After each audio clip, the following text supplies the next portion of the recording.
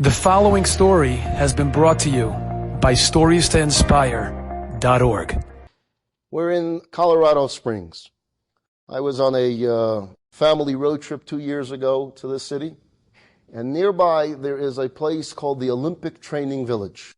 Anyone been to the Olympic Training Village? If you have some time off and you want to go there, if you like sports and you like the Olympics, it's very, very fascinating.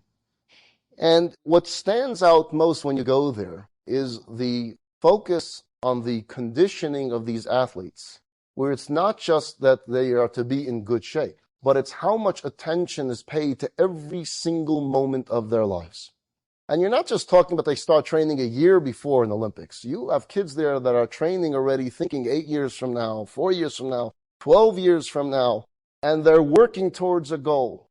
Not a morsel of food enters their mouth without a trainer telling them exactly what they can eat, what time they can eat, how many calories they must eat. And obviously the guy that's lifting weights has a bigger dinner than the swimmer. Every athlete has a different conditioning program, and it's focused again and again, over and over on the same one little item of their particular training for their sport, thousands of times over and over and over again. One of the events of the Olympics is the relay race. What happens in the relay race? Many of the races, many of the competitions are individual against individual. Some of the competitions are team events. So there's a team together. The United States would put up a team and each country puts up a team. The relay race has a team of racers. Each great racers in their own right. Some of them perhaps compete in various other individual races, but for this particular race, they join together. The first one runs his lap and completes his lap and passes the baton to the next racer, and the next one to the next, and the next one to the next, until it's passed along to the last one. If the last racer passes the finish line before the other teams, they get the gold. Who gets it? The entire team. Not just the one that passed the finish line first, but the entire team wins the gold. Each of these runners have invested thousands upon thousands of hours for this little turn to run around a lap. Thousands of hours. Have conditioned, have moved away from home, have gone into some village and put themselves under the jurisdiction of a trainer who will dictate to them their lives perhaps for 4 years, for 8 years, or maybe even for 12 years. They have been exercising, they have been doing their push-ups, their sit-ups, their chin-ups, their everything possible to make it onto the Olympic team. Some won't make it. Some will fall by the wayside. Some will quit. Some will be told they simply don't have what it takes to make it to the Olympics. Some will make it to a trial team. And they'll go to some trial races and they'll compete. And if they do well, they'll graduate to the next level as a possibility to making it to the official United States Olympic team to represent their country. And you get through the preliminaries and you get into the finals. And your leadoff man starts first. He's at the starting line. The sound of the gun, and he's off. He's running with everything he has. He finishes his lap, and he's in the lead. When you see him in the lead, you feel real good. Because it's not just him that's running. You're running too, because he's part of the team. He makes a smooth handoff of the baton to runner number 2. And the next athlete makes his rounds. And the next. And it's looking like victory. Your team has built up a sizable lead. And the baton is about to be passed to you, the last teammate, called the anchor. Your lead is almost insurmountable. All you have to do now is run your 400 meters. All eyes are upon you. Your teammates are watching you. Your family that invested so much time and money. Your coaches that made you part of their lives. Your country are all watching. The entire world is watching the Olympics. They're watching this race. 3 of your teammates have done their job, and they did it well. And now it's about to become your turn.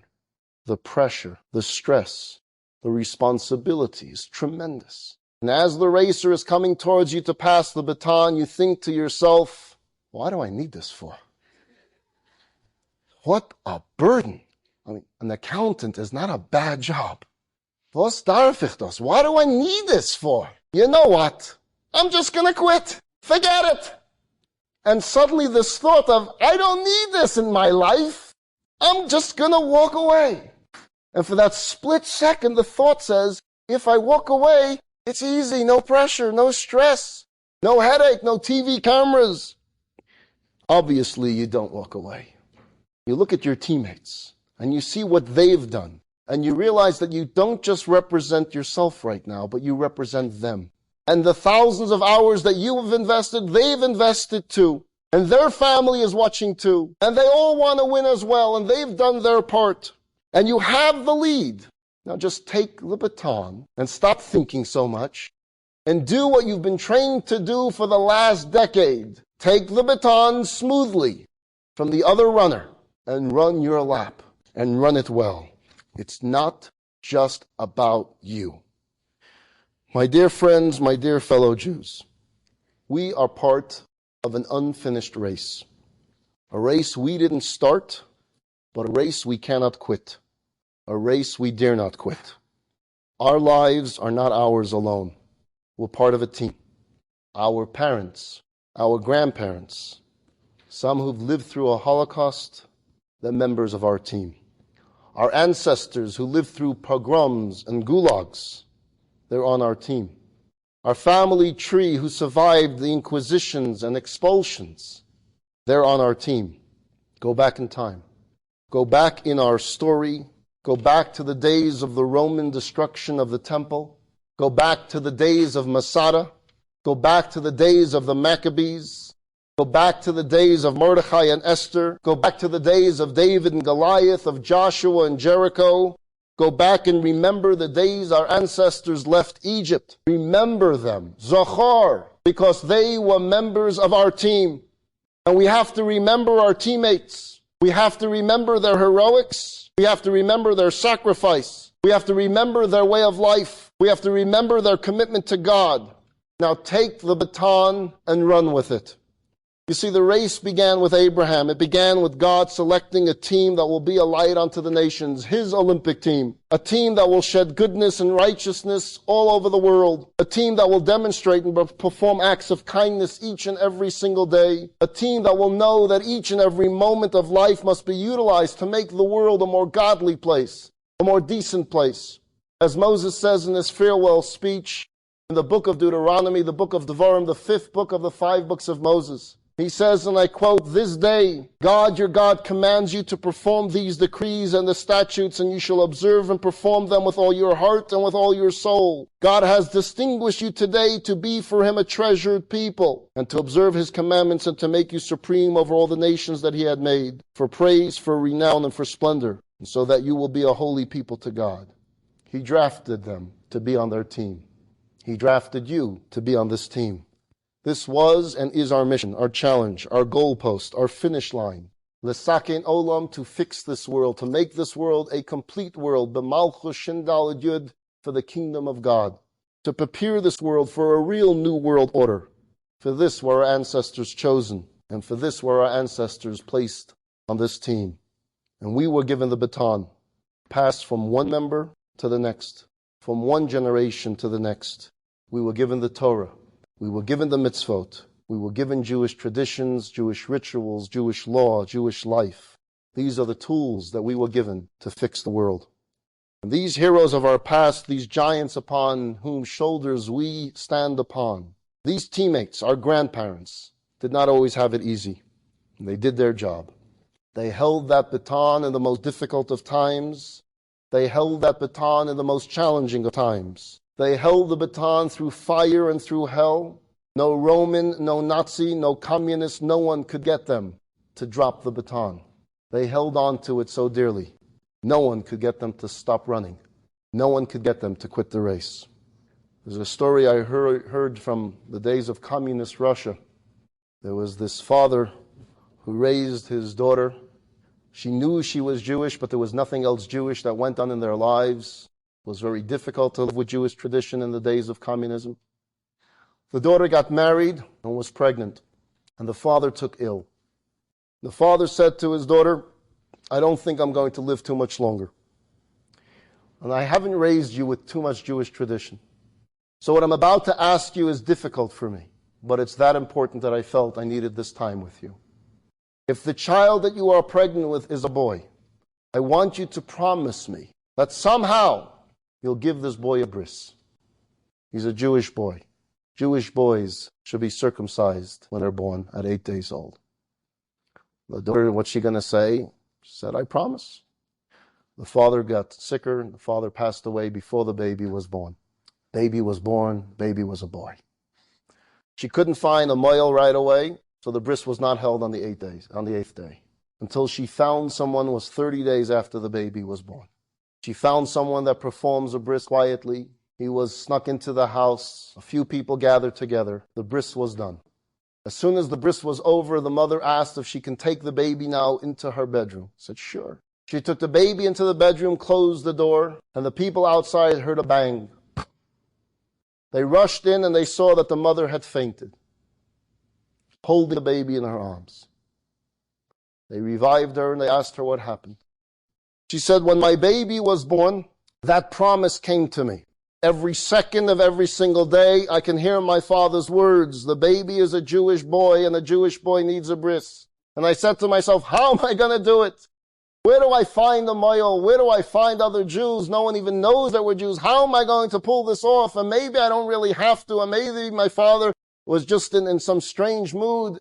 And I started wavering back and forth, thinking about the possibility of not fulfilling this promise. But then I said, he's my father and it's his dying wish. How could I not? And so I made a promise.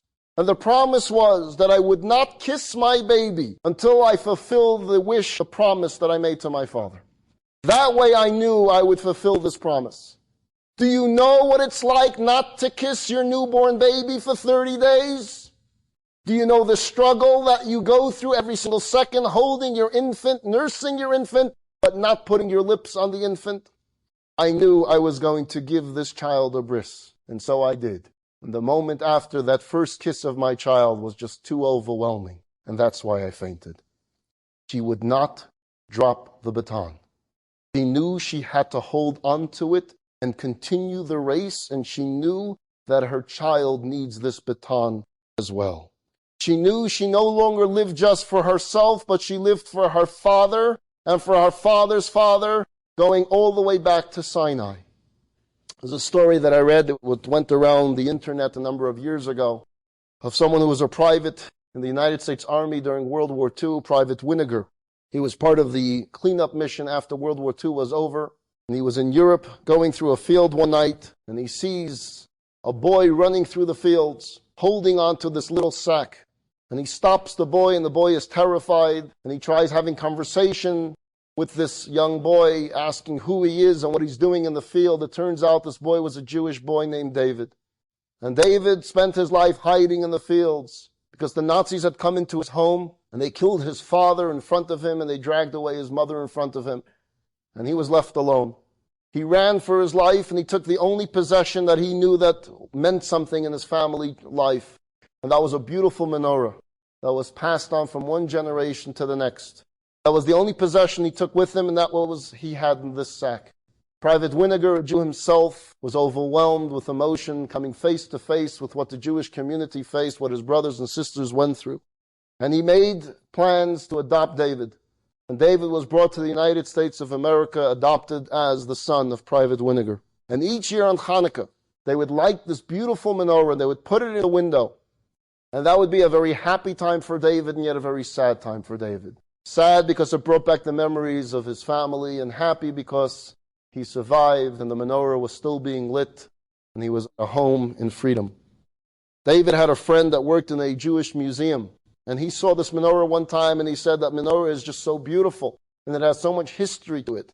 I will offer David $50,000 for this menorah, if we can put it in the museum. And David turned it down. David said, I can't. It's the only connection I have. It's the only connection to my parents that I have.